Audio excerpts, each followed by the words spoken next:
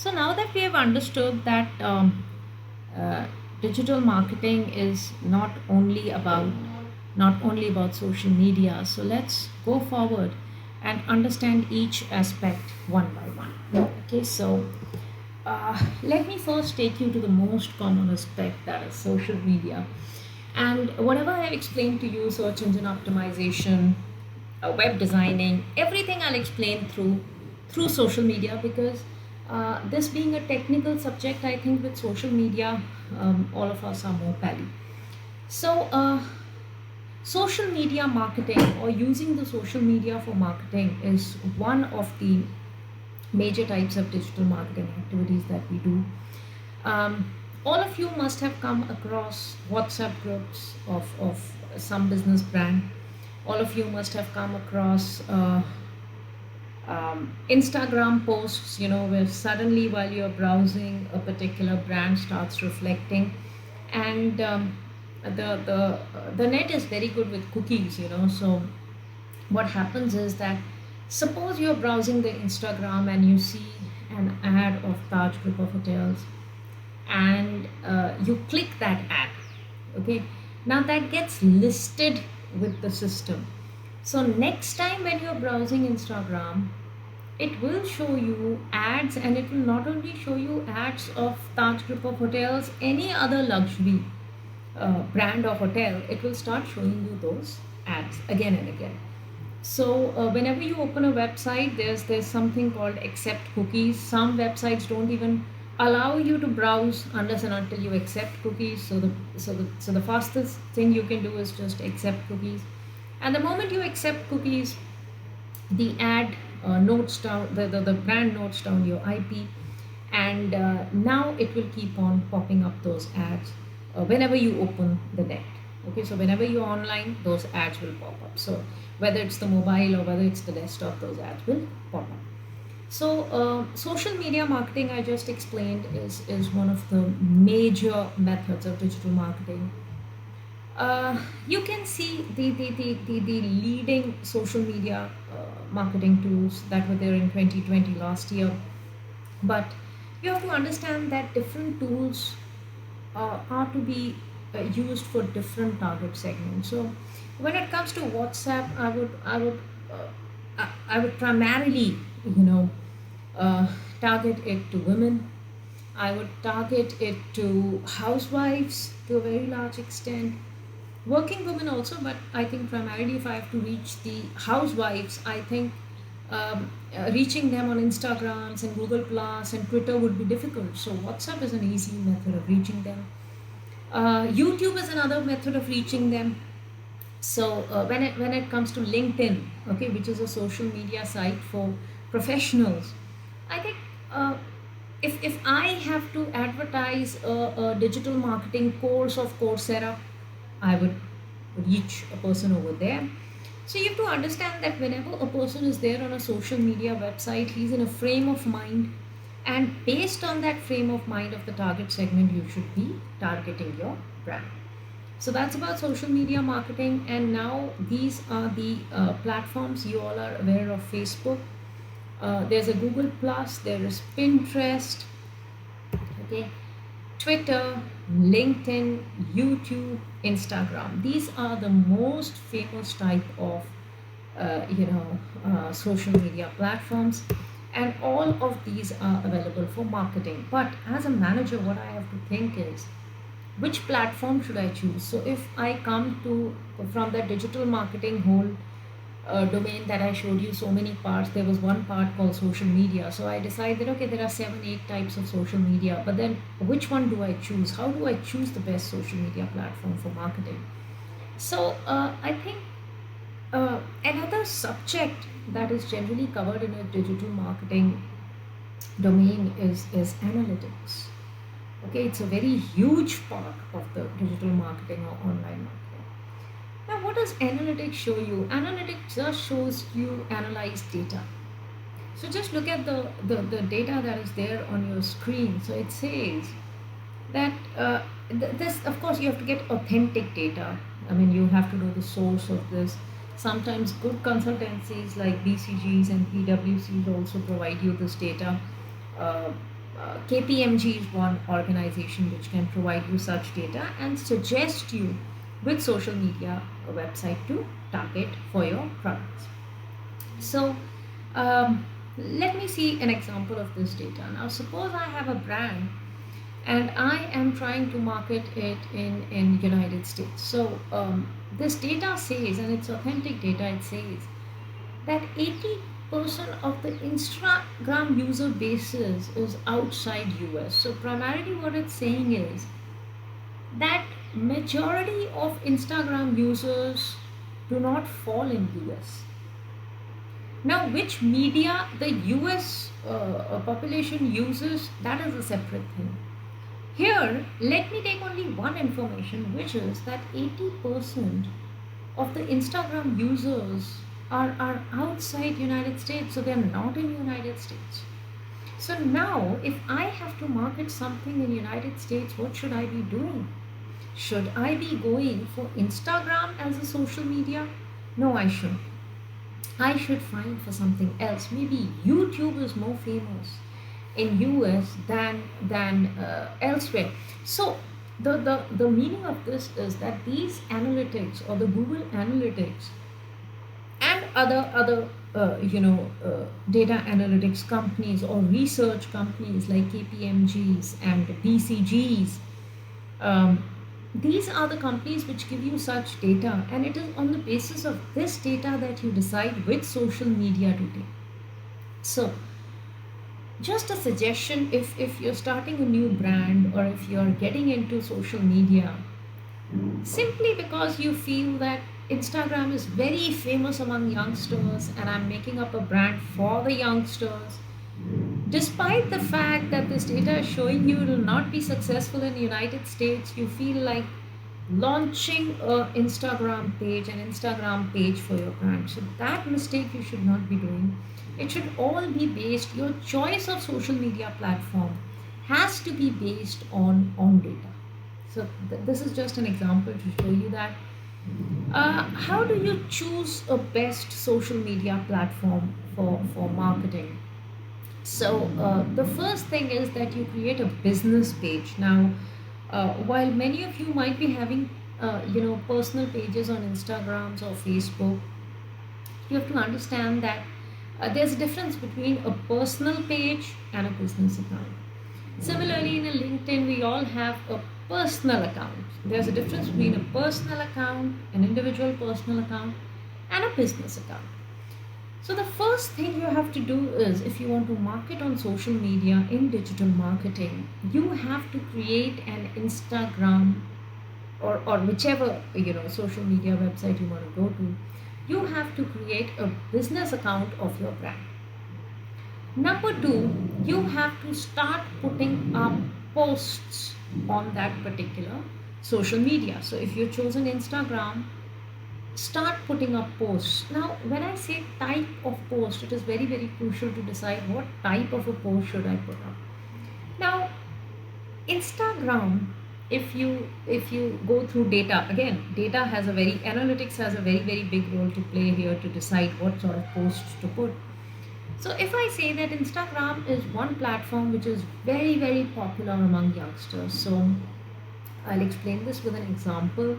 Uh, I was once previously in a university college where I spoke to a student, and she asked me, "Ma'am, are you on Instagram? I want to connect." So I said, "I'm sorry, I'm not on Instagram. What is Instagram?" So that was way back in 6 years ago. So she said, "Ma'am, are you not on social media?" I said, "No, I'm very well on social media. What do you mean by I'm not at social media?" So she said that, then how are you on social media without Instagram? So she was in a state of shock because I was not on Instagram. And I said, "I'm on Facebook." So I remember she gave me a statement. She said, "Yes, ma'am, everybody over 40 years is on Facebook." So that is the time when I came to know that, and then I checked back with analytics, that Instagram is supposed to be a social media for youngsters, and Facebook is now fading off. Facebook is, I don't know how many of you know that there was something called an Orkut before Facebook. So initially, when we started connecting on social media, we connected on Orkut. Orkut became outdated, so we came to Facebook, and now Facebook is also getting outdated, and all youngsters are on Instagram. But that doesn't mean that we discard Facebook. If I have to sell something like a laptop for professionals, I would rather go on Facebook. Okay, I will not go on Instagram where youngsters are. I mean, really, will a youngster, buy a professional laptop of 1.5 lakh, a good machine? I don't think so. Okay, and neither do they have that purchasing decision to make for a 1.5 lakh product. So here, I think if I have to sell a laptop and I have to sell it to a professional, to a person who can spend, who can take a decision to spend on a machine of 1.5 lakh rupees, I think I should be targeting Facebook. Okay, if I am, just by example, if I am selling adult diapers, I mean something which one would need probably after 60 years of age, I don't even think social media is a very good platform to market it. Okay, the only platform in digital marketing where I think it can be, where I should be putting money on digital marketing, is search engine optimization. So if anyone does have an access to the net, or suppose these old people who are using adult diapers are not having an access to internet themselves, but tell their son or their grandson to just open up the net and check which are the brands of adult diapers, the place where these guys are going to check or are going to search for my brand is going to be the Google search engine. Okay, they are not on Facebook and Instagram, they're not going to go there. They are going to go to the Google search engine. So at that point of time, the search engine optimization practices that I have followed or that I have paid for are going to be most crucial to list my page on the first page. Okay, so if suppose somebody makes a Google search saying adult diapers, and Dignity as a brand comes on the top, so Dignity has done very well with its digital marketing strategies. So what I mean to say is that you have to choose from this. There are many fields. Okay, not every product can be sold on social media, right? um, Technical products, very very expensive machine like 1.5 lakh Dell laptop, I really doubt if somebody gets lured with social media. Maybe search engine optimization is a better technique of selling it, or an email marketing is a better technique to selling it. So what I mean to say is, to decide how to sell on the digital market, you have to know the basic concepts of marketing, your segmentation, positioning, targeting. You need to know that to be able to make a choice where to check. So, types of Instagram posts you put, types of marketing strategy that you are following. Are there any Instagram hacks and tips? After putting a post, please look at the Instagram analytics. Each and every platform, social media, website, blogs, multi-brand retailers like Amazon's, all websites on the net have an analytics. So if you're on Instagram and you've put a post, how has your post fared in the past 1 week? There are inbuilt analytics present for it. If you've put up a post on Facebook and you want to see how has the post fared on Facebook, the analytics used for it is Facebook Insights. It will tell you how many fans have increased, how many likes have increased over a period of 1 week, and we have to keep on monitoring it, because the type of posts we put, it's not just you throw anything on social media. It is the analytics which tells us that what to post or repost on social media and what to not. Okay, so judge the analytics and then get started with Instagram advertising. Now, when you are, when you're working on social media, or when you're selling your products on social media, and this is a digital marketing component, a huge component, I need to take some parameters into mind. And these parameters I will explain to you with examples. I will actually tell you how people made their space in social media through these two, three, key parameters that I'm about to explain. My first parameter is the content plan.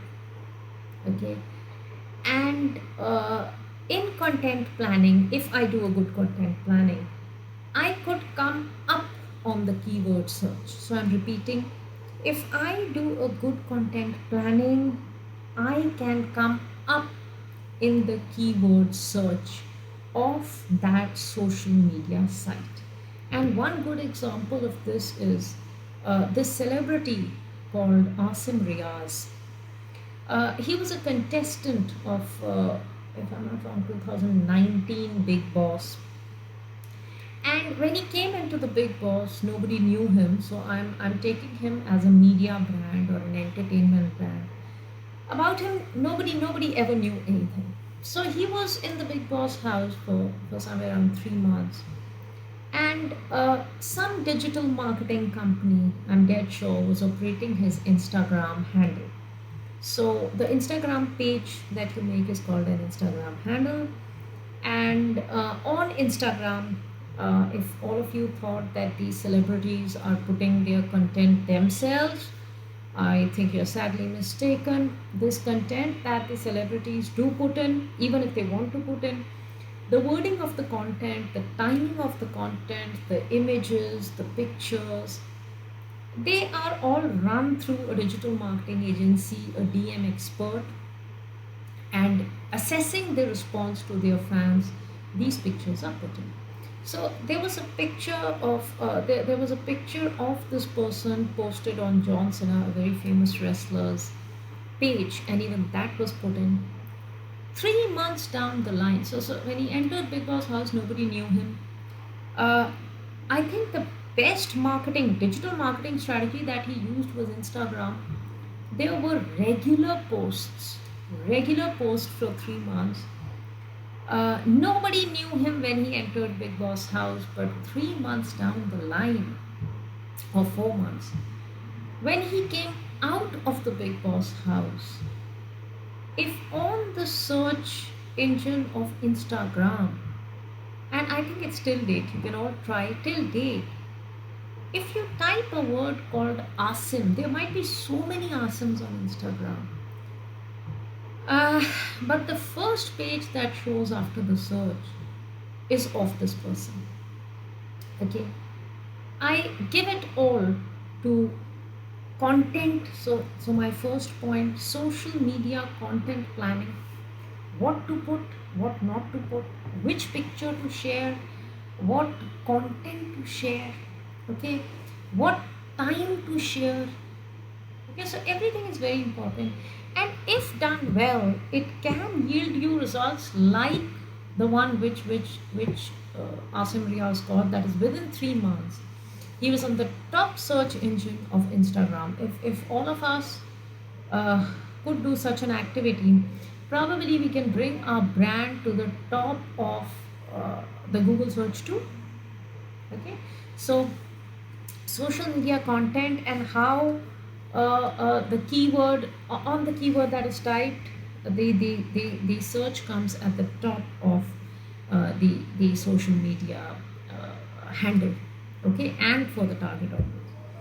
uh, Another thing which I can explain with this example is that 3 months he was continuously posting. So I'll explain this with traditional marketing. Okay, all of us know that way back I asked a question to someone in a seminar that why do you think we advertise? So normal advertisements, I'm talking about television advertisements. Let's not talk about social media advertisements, let's talk about television advertisements. So I asked them a question that why do you think we advertise? So they said, ma'am, awareness. So I said, awareness about what? Ma'am, awareness about product. How will people come to know that there's a brand called this which has a product like this? I said, fair enough, fair enough. You're a new brand in the market. You're bringing in new products. Or you are an old brand and you're bringing in new products. Fine, fair enough. I mean, Dell brings up a new laptop, they have to advertise. BMW brings a new car, they have to advertise for awareness. But why do you think brands like Lux, Surf, Dettol, Maggie, why are they advertising? Lay's, Pepsi? Everybody knows that these are products. The Pepsi is the same Pepsi since ages. The Maggie is the same Maggie since ages. The Lux soap is the same soap since ages. So if all these products are same and we know the brand and we know the product, why are we even trying to advertise these on the traditional media? The answer to this is that despite the fact that Lux and Surf as brands are known to many people, a repetition keeps the brand in the mind space. See, your mind is a small place, the consumer's mind is a small place, and there are too many brands in the market. So Fiamma Devils is a new brand. um, uh, L'Oreal is coming with its own range. So there are so many new products coming in. If you don't keep giving a pop up, Lux, I'm there, Lux, I'm there, I'm there, I'm there, people might just forget the old brand. So the point over here that I'm trying to make is, even if you're an established brand, like in traditional media, you advertise and tell the competitors, tell the consumers, I'm there. Similarly, even on online marketing or digital marketing, you have to post regularly and consistently to tell the people that you're there. Okay, so if you post regularly, okay, and this is not only with social media. See, although I'm explaining this in the context of social media, but this is true to website, this is true to blogs, this is true to any other if you're running another blog for information, continuous posting is very, very important. YouTube channels, right? Continuous posting, or else the competitors will post and you will be gone. Okay, so that is about post regularly or consistently.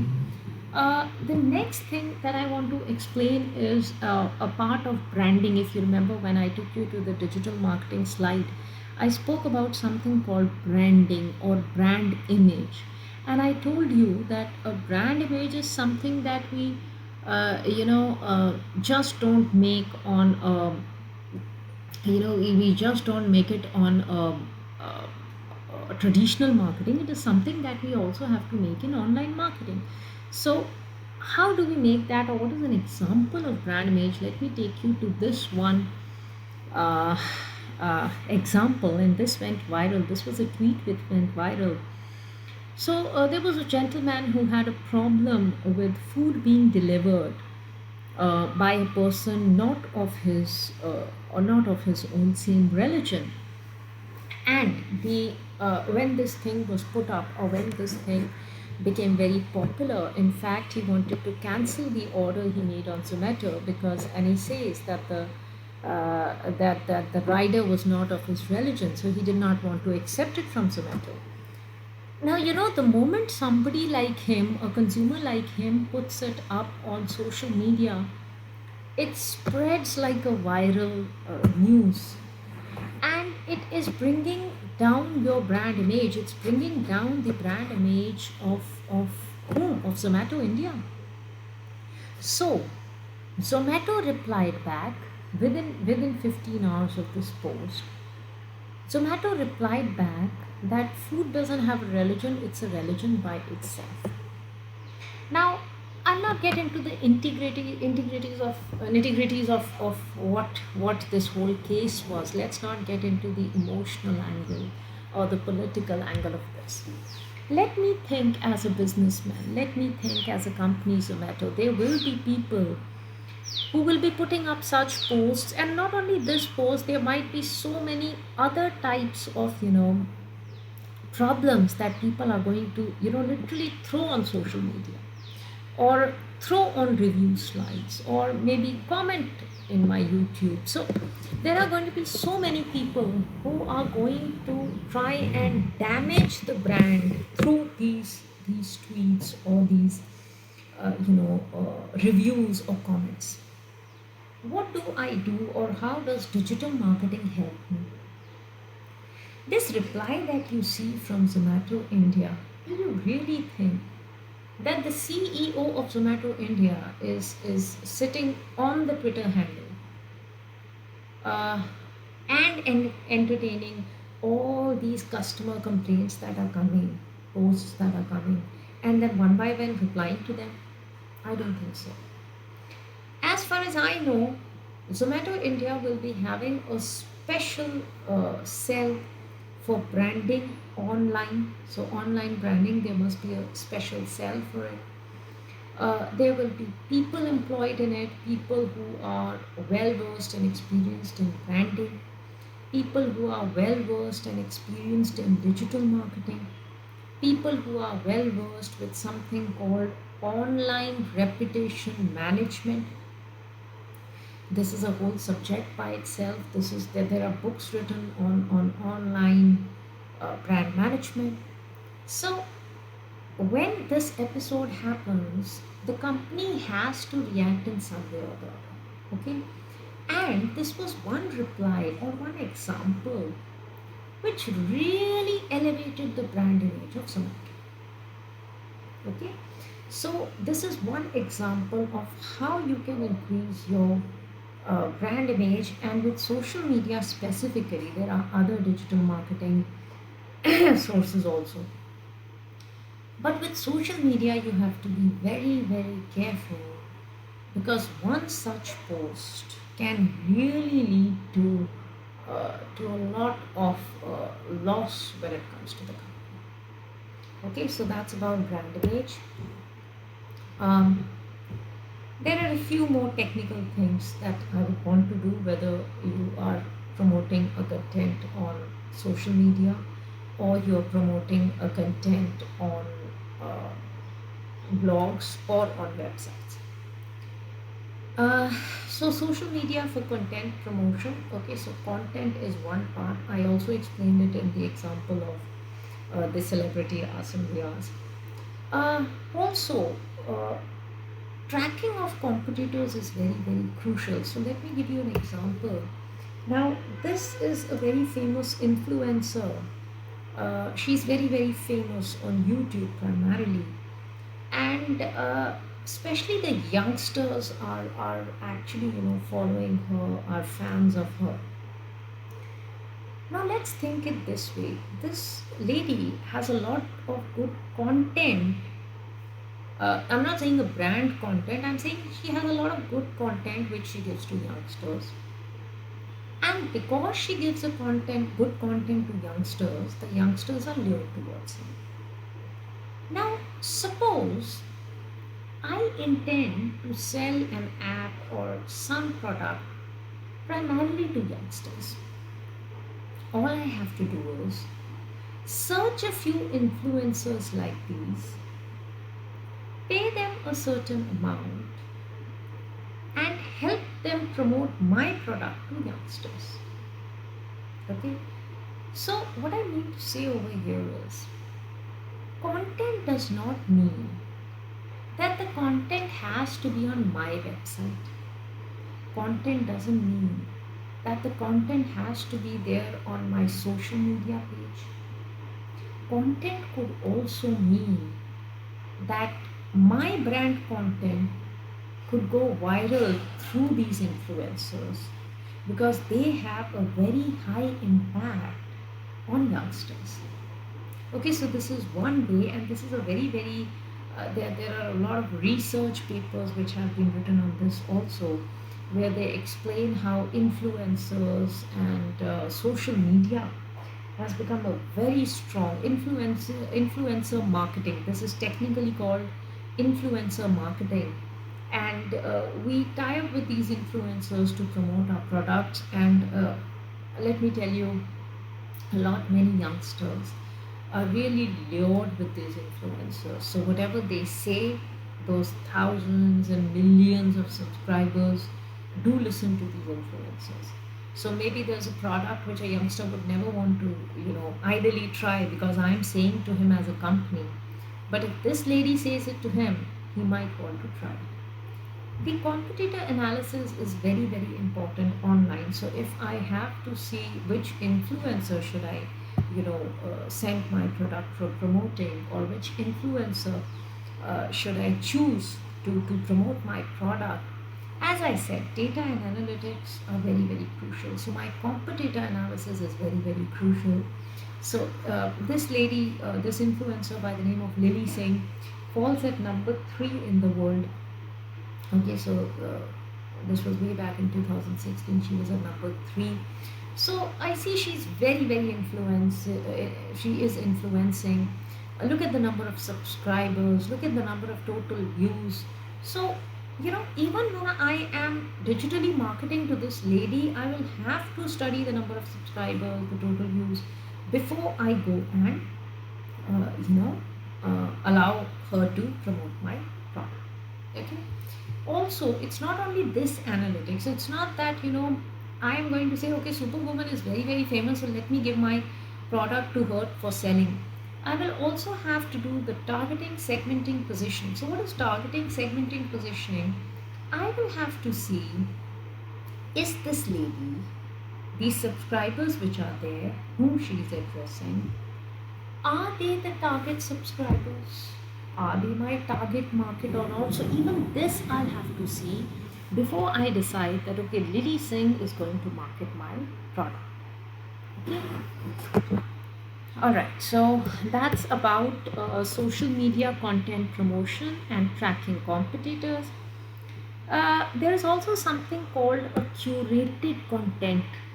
Okay, so I'll just show you an example of a curated content. Now, this is an Instagram page of um, a company by the name of SanDisk. Let me explain this. SanDisk makes memory chips. These memory chips could be, attached to the mobile or to a camera. It increases the memory, and you can take more number of, pictures than what a normal memory of a mobile or a camera allows. Now, what these people do is that on their Instagram, of course, there'll be a lot of material when it comes to their brand. Okay, so there'll be a lot of material when it comes to their brand. A lot of content talking about their company, the authenticity of SanDisk. There will be, but what they are using is they are also using something called curated content. Now, what is curated content? Curated content is the content which does not belong to my company. Okay, it is something taken from outside, right? It could be a link of an expert talking about this product. It could be a link of a customer talking about the product. In this case, what SanDisk has done on Instagram is it has put up a picture, it has put up a photograph or a picture of a customer's trip. So this whenever you put up such a content which is not yours, you have to give the it's always credible that you give the credit of that picture to the person who collected. So although SanDisk might have many pictures on its Instagram handle, but this picture that you see on the slide has been given by a customer called Fabian Marhofer. Okay, and because it is the customer who has given his picture or his content to the company, they have to give the credit of that picture to the customer. Now this is called curated content. Now you might ask me, and ideally they say on your social media or on your website, 1/3 of the product of the content should be personal brand promotion, 1/3 of the content should be curated, expert interviews, expert reviews, pictures from customers, etc., etc. and one third should be social conversation. So when I say social conversations, it's conversations about your product done by someone else. Now, this curated content is a content which increases the credibility of the brand. So if I see this picture and I say, oh my god, what a lovely picture by Sandisk, it increases the authenticity of the brand Sandisk, and I get ready to purchase it. Okay, so that is what is a curated content. Uh, if I go to, there is a blog page of GE company, General Electrics. There's a blog page of that company, and if you go to the page, they don't talk about GE, they don't talk about the company, they don't talk about the products of GE. The page only and only has articles from experts about new technologies. So the full page is full of new engineering techniques which are coming up, new medicine techniques which are coming up. And those articles that you see on their page are written by experts. So they are not something written by the content writer of the company. They are articles written by someone else. And those people, the article has the name of those people also. So if an article is written by, say, Dr. Shaw, it has the name of Dr. Shaw. Credit has been given. Content is not the company's content, it is an expert content. Why is GE doing that? GE is doing that because, forget the digital marketing. If I go to a shop, I'm searching a garment. Suppose I go to a shop and I have to buy a sari. I'm searching for saris, and suddenly, a salesman comes to me and starts explaining that his brand is very good. The variety that you get here, you'll not get anywhere. How do we feel? Do we feel very good? I don't think any of us feel very good. What we feel is that let me see the product. Maybe let me call up somebody and say that I'm in so and so showroom. You tell me how's the showroom. Let me listen to him and then make a decision. So there's a very, very minute difference between selling and overselling. Okay, marketing and over marketing a product. So despite the fact that the person has come to your website, or the consumer has come to your blog, or has come to your social media, if he sees that you are constantly going on marketing your brand again and again and again, he will get irritated.